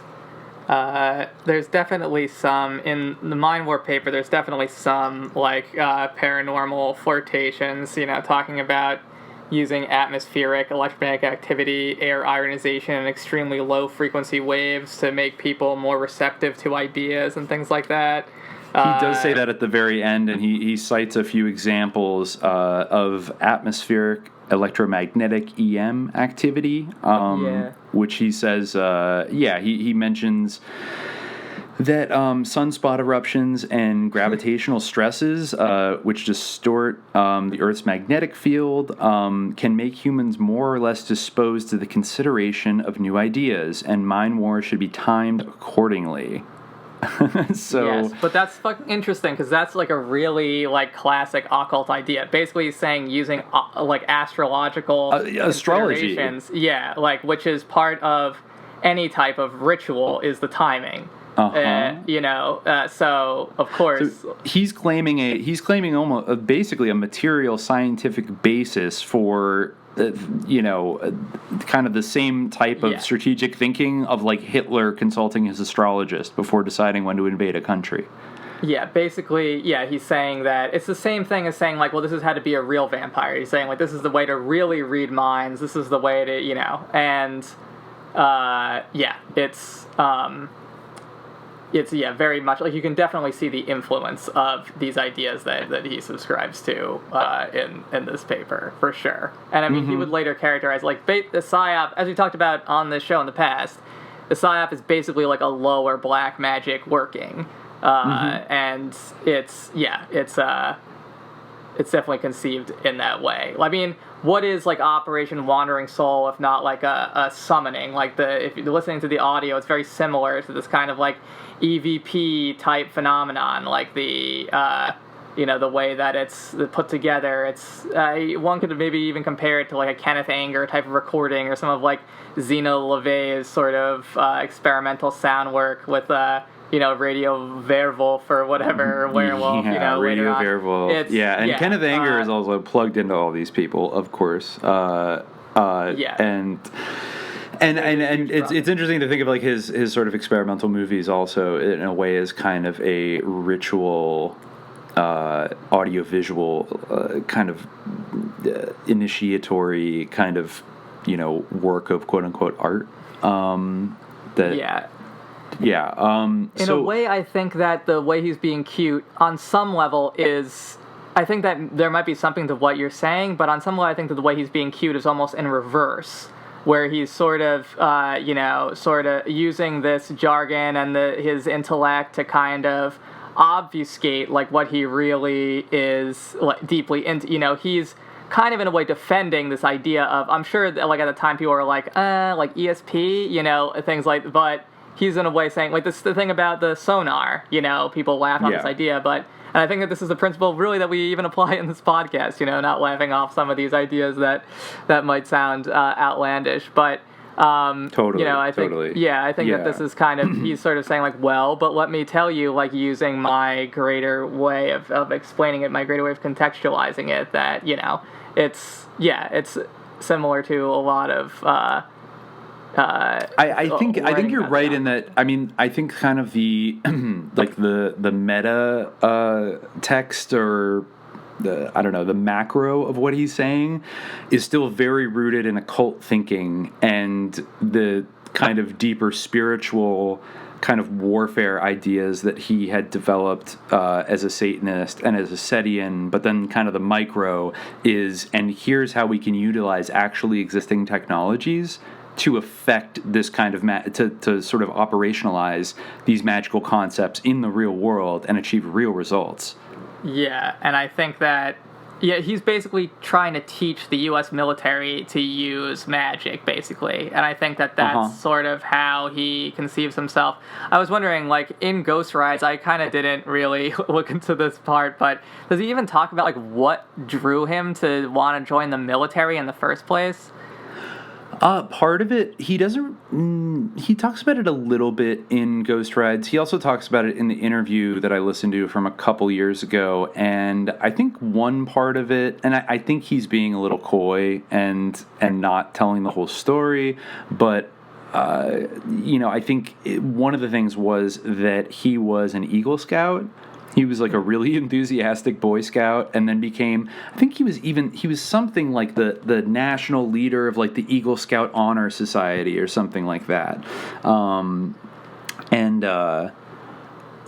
looking at like his CV here. I don't know if there probably is maybe a little bit of obfuscation involved there, but in a way it does make sense because scouting is like all about initiation. It's all about progress. It's all about like the same. It has that same structure, and the degrees and things like that. It makes sense in a way. Maybe he makes that parallel himself between like occult initiation and advancement, and it makes it dovetails back with the whole like grievance with Anton LaVey selling, the ranks in the Church of Satan. He was. And it might have something to do with his father being a World War II veteran. Might have encouraged him to join the military, though it seems a little incongruous given his fascination with the Nazis that he would be inspired by his father's service in Patton's army, fighting the Germans. He seemed to have a lot more sympathy for the German side, or at least it doesn't have many bad things to say about them. I don't know. You're a nerd and you like to collect medals. I mean, the pentagram thing that I got, it's like a medallion. It's a medal. Like, it's like it's the same thing. Like the idea of collecting these medals, and as you go up in grades, you get a pentagram of a different color. The idea of like collecting these little things, collecting these SS daggers. I don't know. Yeah, it makes sense. Yeah. And there's also the question of like in his interview they asked him about his religious upbringing, and he claims that he was not particularly brought up in any religious tradition. I guess his father obviously was an Italian Catholic but wasn't particularly devout, and his mother was also not raised up in any specific religion, which I find an interesting blank spot given, her rich family and Louis Terman and her father stealing babies and all that kind of stuff. And the fact that Betty Ford Aquino joined the Temple of Set. Really? Like, she was in the Temple of Set. Yeah. So, but he kind of makes it sound like they asked, like, what did your parents say when you decided to become a Satanist? He says, oh, well, they looked upon it as slightly unusual, and they had parental concerns that this may affect my military career, but they supported my choice, and just kind of brushes it off like they were like, oh, whatever, Mikey, do what you want. But like then the mother joined him, so she was clearly like kind of down with it. I don't think the father ever did. I wonder if it was something that he like prevailed, because I mean people often like try to get their parents to join their religion like out of some sort of desire to save them or something like that, trying to get your mom like, come on, like say La ilaha illallah like on her deathbed or whatever, like I don't know. All I know is he also mentioned, which was interesting, that his parents were married. They looked around for a church to get married in, but most of the churches were distasteful to his mother, so they ended up getting married in a Swedenborgian church, which I guess was some kind of minor Swedish Christian offshoot. The Swedenborgianism is extremely sus, actually, and it has a connection to Freemasonry and this sort of esoteric Christianity that was that kind of sparked earlier on in sort of the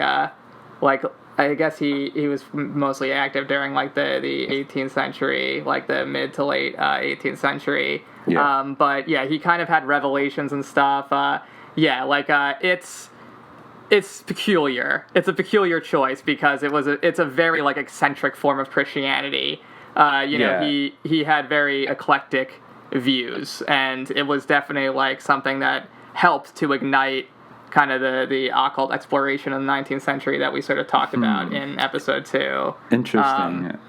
I'd actually never heard that much about them. I have no idea of what their footprint in San Francisco was. Now, of course, San Francisco and California in general were hotbeds of spiritualism and theosophy and various forms of occult or new Christian movement kind of teachings going back to, like you said, the 19th century. But yeah, it was just an interesting point of note that she... most churches were kind of repugnant to her, and they got married in the Swedenborgian church, and then she eventually joined the Temple of Set. I think she died in 1985, so she, somewhere between 75 and 85, she joined his temple. So that's kind of... A fun fact about Emanuel Swedenborg, before we move on from him, was that he drew a flying machine. Which people have pointed to as I think you can maybe guess what this flying machine resembles. A flying saucer, perhaps? Yes, a little bit of a sort of ovular. Yes, it's a very UFO-esque image. Yes. Interesting. The operator would sit in the middle and paddle himself through the air. Yeah, you can find a picture of it online. But yeah, that is interesting because Aquino has played coy over the years, especially in his later interviews on various obscure podcasts,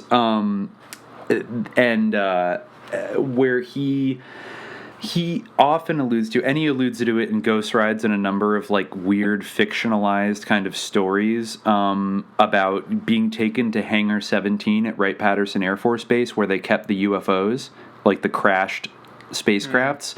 And he's mentioned, he does have a space intelligence certification. He, I think, worked for Space Command for a while and was a sort of advisor to the highest levels of U.S. military space research in both the 80s and the 90s. So, but he's very kind of, you don't know if he's really just fucking with you or not. I would imagine maybe to some extent. We definitely should, on this podcast, I'm going to mention it now, but we would be remiss if we didn't mention his book, We Break the Sword, which is one of the most outrageous things that he's ever put his name to, which is basically a fanfic about the Nazis using mind war to peacefully win World War II. Basically, the Nazis just decide, instead of doing all the stuff that we actually did, what if we use mind war? And relatedly to that, it's a plot element of the book is that they have this device that actually is sort of a rumored thing. It's unclear how real it was, but it is one of the sort of rumored Nazi wonder weapons, Die Glocke. Die Glocke, yes. Yeah, which is kind of similar type of sort of UFO device that obviously Aquino had some fascination with, this stuff like the Nazi Antarctica myths and all the things about their sort of occult experiments, both real and mythologized. He obviously had a serious fascination with it, hence his desire to go off to the SS Castle and sort of initiate his new knighthood of Satanism or whatever. So we'll get to that in a moment. And before, I'll just drop a little more on Mind War before we move on to his activities at Wewelsburg in 1984. But what I wanted to say is that he also applies Mind War. He essentially implies that the U.S. media should be used to be sort of the tip of the spear of Mind War. So I'll read this little passage here. To this end, Mind War must be strategic in emphasis, with tactical applications playing a reinforcing, supplementary role. In its strategic context, Mind War must reach out to friends, enemies, and neutrals alike across the globe, neither through primitive battlefield leaflets and loudspeakers of PSYOP, nor through the weak, imprecise, and narrow effort of psychotronics, but through the media possessed by the United States, which have the capabilities to reach virtually all people on the face of the earth. These media are, of course, the electronic media, television and radio. State-of-the-art developments in satellite communication, video recording techniques, and laser and optical transmission of broadcast make possible a penetration of the minds of the world such as would have been inconceivable just a few years ago. Like the sword Excalibur, LOL, we have but to reach out and seize this tool, and it can transform the world for us if we have the courage and integrity to enhance civilization with it. If we do not accept Excalibur, then we relinquish our ability to inspire foreign cultures with our morality. If they then desire moralities unsatisfactory to us, we have no choice but to fight them on a more brutish level. Okay, that's terrifying. He's just such a D&D nerd. Like the whole thing about like Excalibur, it just but then mixed with basically some like hardcore Nazi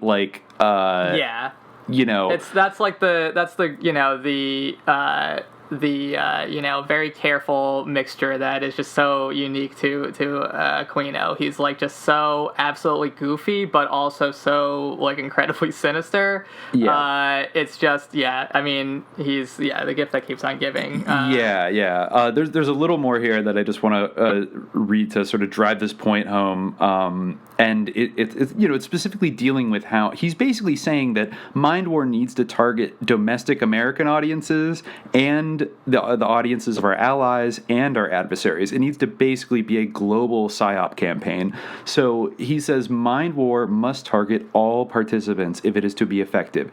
It must not only weaken the enemy, it must strengthen the United States. It strengthens the United States by denying enemy propaganda access to our people and by explaining and emphasizing to our people the rationale for our national interest in a specific war.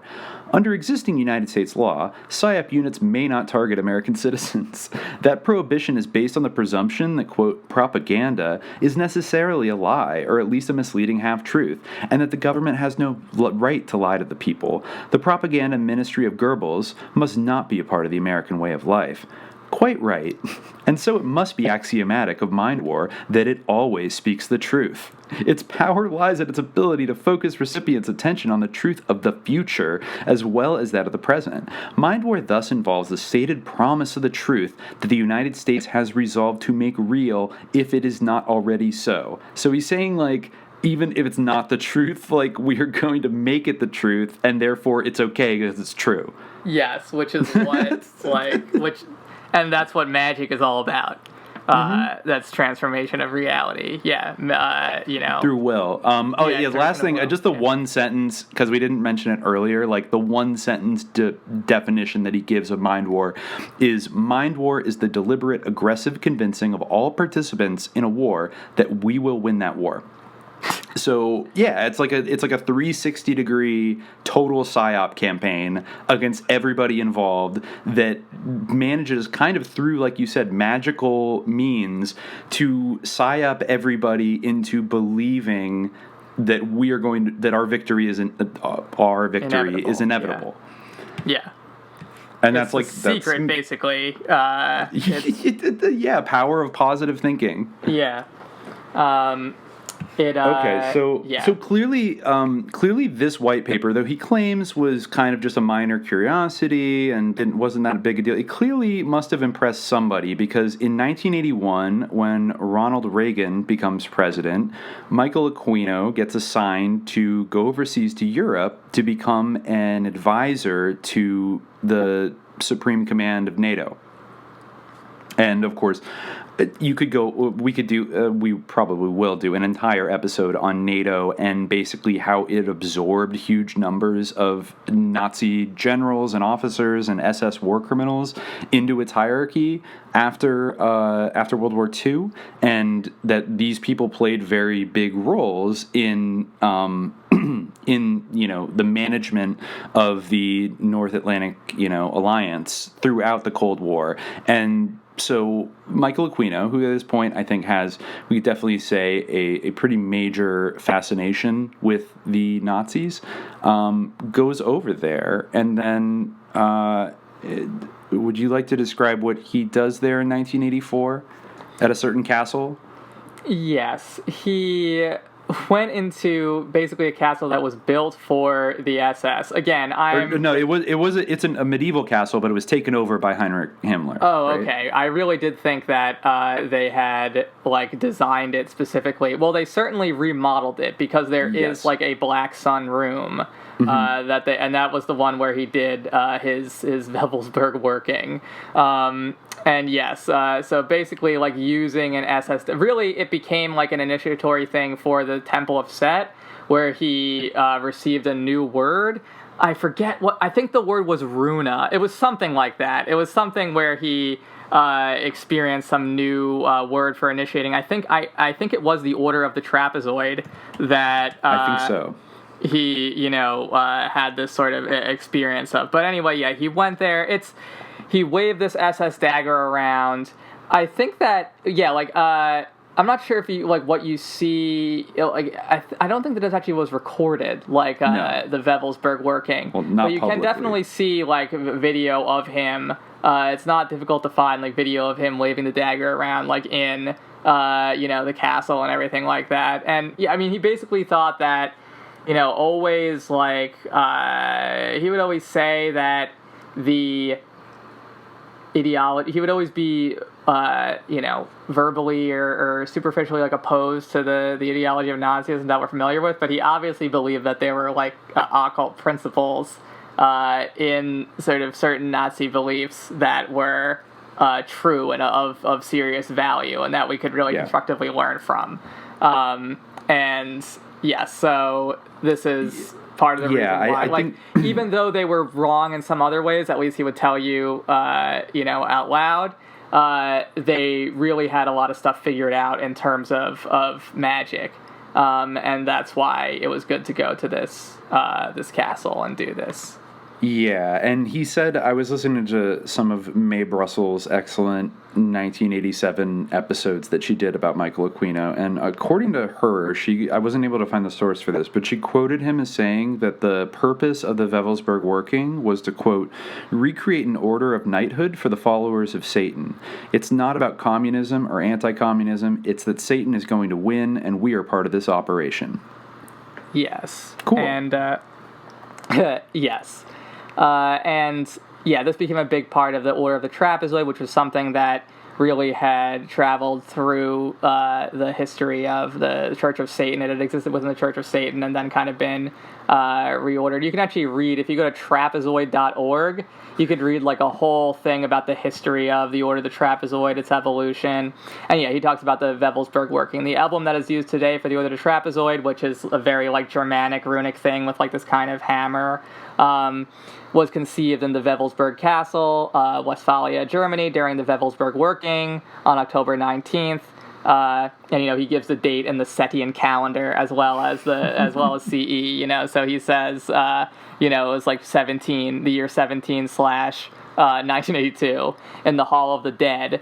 It was sketched out on a desk in the Wewelsburg caretaker's office when I returned to the Valhalla keys to him following the working, and was drafting in precise mathematical proportions on the table in Eva Braun's tea room in the Eagle's Nest at Obersalzberg.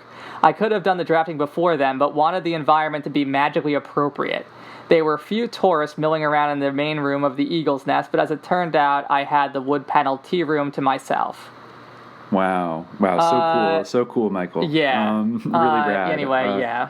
Well, so we don't know exactly what he was doing in his capacity as NATO attaché in the early '80s, besides doing SS dagger rituals and we don't know actually what the substance. It seems like almost he was running around while there were tourists there, like doing this magical stuff, like and then running into Eva Braun's tea room to draw out this bizarre glyph. I would say that it's possible that he had the actual text of the ritual, or the. I would say, given his predilections, that he probably made some very high up friends in the West German government who allowed him to have free reign in these places. Yes, he. Yeah. I will also mention about this, and again, I haven't been able to substantiate the sources for it yet, but on Mae Brussels' old broadcast, she mentioned that there was evidence that multiple members of the Joint Chiefs of Staff were members of the Temple of Set, and some of them were present at the Wewelsburg working. So he was, far from being, just the member of the leader of this obscure little cult.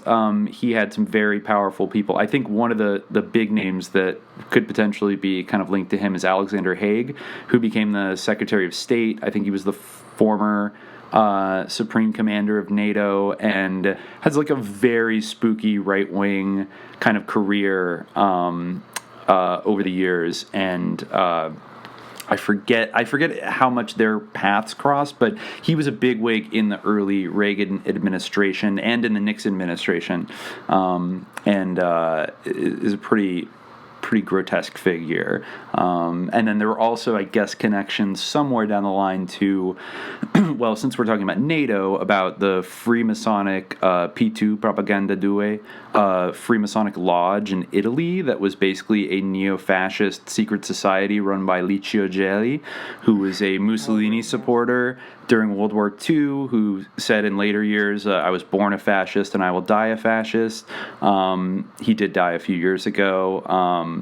And was responsible for all kinds of terrorist attacks during the years of lead in the 1970s and early 80s, including the Bologna train bombing, some of which were blamed on the communist Red Brigades, but were actually done by fascists connected to the security services. And also Michael Ledeen, who I guess was connected to P2, involved in NATO, and I think wrote a book with General Michael Flynn more recently.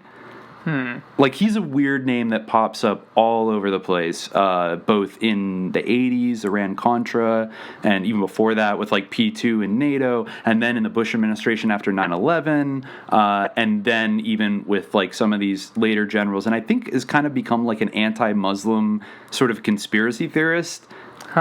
Yeah, he's a very interesting figure. We can touch upon him later. But basically, Aquino, all of this is to say that his career was going very, very well up through the early 80s. And I believe he went to, I forget the name of the sort of the college that basically, he said in an interview, basically where they mint generals.